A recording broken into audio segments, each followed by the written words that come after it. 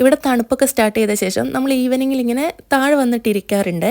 ഇന്നങ്ങനെ താഴെ വന്നപ്പോഴാണ് സുജേഷ് ചേട്ടായി പറഞ്ഞത്, എന്നാൽ പിന്നെ നമുക്കൊരു ചൂട് ചായ കുടിക്കാൻ പോയാലോ എന്ന്. അത് കേൾക്കേണ്ട താമസം ചാടിക്കേറി ഞാൻ ഇറങ്ങിയിട്ടുണ്ട്. ഈ തണുപ്പത്തൊരു ചൂട് ചായ ഊതി കുടിക്കുന്ന സുഖം അത് വേറെ തന്നെയാണല്ലോ. ഇതിപ്പോൾ ഒരു 5:30-6 മണിയൊക്കെ ആയിട്ടേ ഉള്ളൂ കേട്ടോ. അങ്ങനെ നമ്മൾ അഭിലാഷേട്ടനെയും കുത്തിപ്പൊക്കിയിട്ടുണ്ട്. നമ്മൾ അവിടെ അടുത്തൊരു ഷോപ്പിൽ നിന്ന് തന്നെ ചായ കുടിക്കാമെന്നായിരുന്നു വിചാരിച്ചത്. അന്നേരം സുജേഷ് ചേട്ടായി പറഞ്ഞു ATM-ൽ പോകണമെന്ന്. എന്നാൽ പിന്നെ ഇവിടം വരെ വന്നല്ലേ നമുക്ക് ടീ ടൈമിൽ തന്നെ പോയിട്ട് ചായ കുടിക്കാമെന്ന് വിചാരിച്ച് അങ്ങനെ അങ്ങോട്ടേക്ക് നടന്നുകൊണ്ടിരിക്കുകയാണ്. അവിടേക്ക് കുറച്ചധികം നടക്കാനുണ്ട് കേട്ടോ. പക്ഷേ ഈ ഒരു സമയത്ത് അതൊരു കുഴപ്പമില്ല, തണുപ്പൊക്കെ ആയിട്ട് നടക്കാൻ വേണ്ടിയിട്ട് നല്ല രസമാണ്. അങ്ങനെ നമ്മൾ ടീ ടൈമിലെത്തി ചായയൊക്കെ ഓർഡർ ചെയ്തു.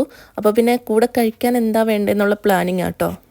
അങ്ങനെ വലിയ വിശപ്പൊന്നും ഇല്ലായിരുന്നു, പക്ഷേ ആളിങ്ങനെ ഓഫർ ചെയ്തപ്പോൾ ഞാൻ വിചാരിച്ചു എന്തെങ്കിലും മേടിക്കാം. അങ്ങനെ നമ്മൾ ക്ലബ് സാൻഡ്വിച്ച് ആട്ടോ മേടിച്ചിട്ടുണ്ടായിരുന്നത്. സാലറി വരുന്ന സമയത്ത് എൻ്റെ ചേട്ടായി റിച്ചാണ്. ആ സമയത്ത് നമുക്ക് മന്തി, അത് കഴിഞ്ഞ് മന്തിൻ്റെ ആകുമ്പോൾ നമുക്ക് ചമ്മന്തി, ആരോ പറഞ്ഞ പോലെ ആ ഒരു അവസ്ഥയാണ്. അങ്ങനെ ചായയൊക്കെ വന്നു. പക്ഷേ എനിക്ക് ചായ നന്നായിട്ട് ഇഷ്ടപ്പെട്ടു കേട്ടോ.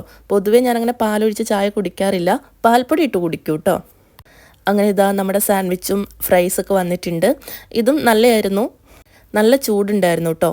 പിന്നെ അതൊക്കെ കഴിച്ച് അവിടെ നിന്ന് ഇറങ്ങി വരുന്ന വഴിക്കാണെങ്കിൽ നമ്മളൊരു ബിൽഡിങ്ങിൻ്റെ താഴെ ഇങ്ങനെ പുൽക്കൂടും ട്രീ ഒക്കെ സെറ്റ് ചെയ്ത് വെച്ചേക്കുന്നത് കണ്ടിട്ടുണ്ടായിരുന്നു. അതിനകത്ത് പുൽക്കൂട് നല്ല ഭംഗിയുണ്ടായിരുന്നേ, നന്നായിട്ട് തന്നെ അവരത് അറേഞ്ച് ചെയ്ത് വെച്ചിട്ടുണ്ടായിരുന്നു. പിന്നെ അതൊക്കെ കയറി കണ്ട് നമ്മൾ നേരെ റൂമിലേക്ക് പോയി. അപ്പോൾ ഇത്രയൊക്കെയുള്ളൂ. Okay, by.